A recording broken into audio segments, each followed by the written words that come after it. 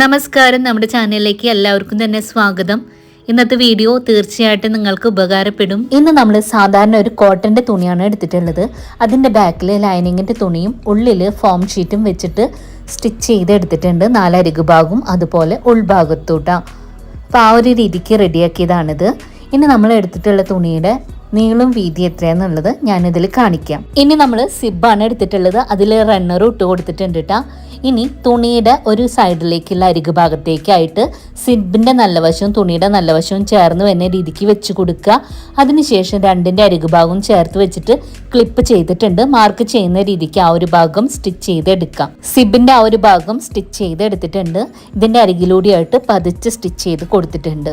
ഇനി നമുക്ക് സിബിൻ്റെ അടുത്തൊരു അരികു ഭാഗത്തേക്കായിട്ട് ആ ഒരു തുണിയുടെ അടുത്തൊരു അരികു ഭാഗം ഇതുപോലെ മടക്കിയിട്ട് അരികിലേക്കായിട്ട് വെച്ച് കൊടുക്കുക. അതിനുശേഷം ആ ഒരു ഭാഗത്തും നമ്മളൊന്ന് ക്ലിപ്പ് ചെയ്ത് കൊടുക്കുന്നുണ്ട്. ഇനി മാർക്ക് ചെയ്യുന്ന രീതിക്ക് ആ ഒരു ഭാഗം സ്റ്റിച്ച് ചെയ്തെടുക്കാം.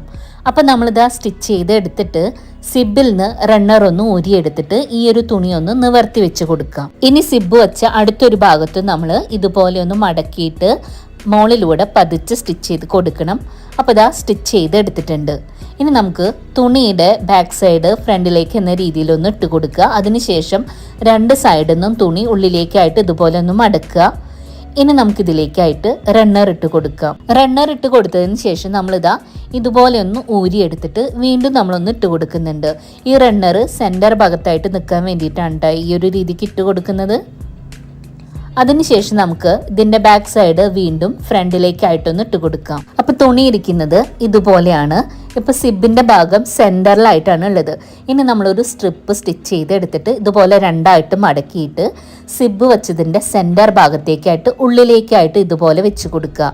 ഇനി നമുക്ക് അരികു ഭാഗങ്ങൾ ചേർത്ത് വെച്ചിട്ടൊന്ന് ക്ലിപ്പ് ചെയ്ത് കൊടുക്കാം. ഇതേ രീതിക്ക് തന്നെ അടുത്ത സൈഡ് നമ്മൾ ക്ലിപ്പ് ചെയ്ത് കൊടുത്തിട്ടുണ്ട്. ഇനി മാർക്ക് ചെയ്യുന്ന രീതിക്ക് രണ്ട് സൈഡും സ്റ്റിച്ച് ചെയ്തെടുക്കാം. അപ്പോൾ ഇതാ സ്റ്റിച്ച് ചെയ്തെടുത്തിട്ടുണ്ട്. ഇനി നമ്മൾ കട്ടിയുള്ള ഒരു പേപ്പറിൽ ഒരു സ്ക്വയർ കട്ട് ചെയ്തെടുത്തിട്ടുണ്ട്. 2 ഇഞ്ച് നീളത്തിലും വീതിയിലും. അത് നമ്മൾ കോർണർ ഭാഗത്തേക്കായിട്ട് വെച്ച് കൊടുത്തിട്ട് ആ ഒരു സ്ക്വയർ മാർക്ക് ചെയ്ത് കൊടുക്കാം. അങ്ങനെ നമ്മൾ 4 കോർണർ ഭാഗത്തും മാർക്ക് ചെയ്ത് കൊടുക്കുന്നുണ്ട്. ഇനി ഇവിടെ നമുക്ക് മാർക്ക് ചെയ്തിട്ടുള്ള ആ ഒരു ഷേപ്പിൽ തന്നെ 4 സൈഡിൽ നിന്നായിട്ട് കട്ട് ചെയ്തെടുക്കാം.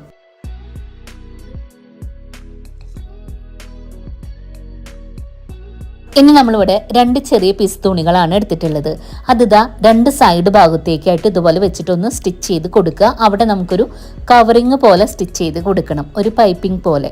നമ്മൾ 2 സൈഡും സ്റ്റിച്ച് ചെയ്തിട്ടുണ്ട്. ഇനി കോർണർ ഭാഗത്തു നിന്നായിട്ടുള്ള തുണി ഇതാ ഇതുപോലെ കയ്യിലേക്ക് പിടിച്ചിട്ട് അരികു ഭാഗങ്ങൾ ചേർത്ത് വെച്ചിട്ടൊന്ന് ക്ലിപ്പ് ചെയ്ത് കൊടുക്കുക. ഇപ്പം നമ്മൾ ഒരു സൈഡ് ചെയ്തു. ഇതേ രീതിക്ക് തന്നെ 4 കോർണർ ഭാഗത്തും നമ്മളൊന്ന് ക്ലിപ്പ് ചെയ്ത് കൊടുക്കണം അരികു ഭാഗങ്ങൾ ചേർത്ത് വെച്ചിട്ട്.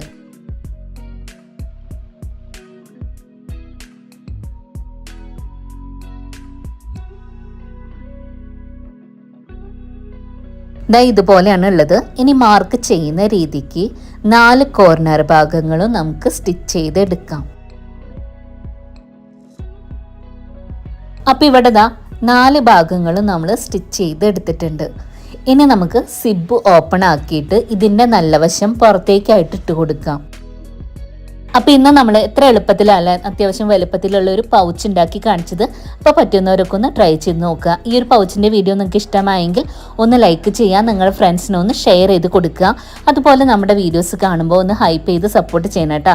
അതുപോലെ ചാനൽ ആദ്യമായിട്ട് കാണുകയാണെങ്കിൽ ഒന്ന് സബ്സ്ക്രൈബ് ചെയ്ത് സപ്പോർട്ട് ചെയ്യണേ. അടുത്ത ദിവസം നല്ല വീഡിയോ ആയിട്ട് വരാം. Thanks for watching.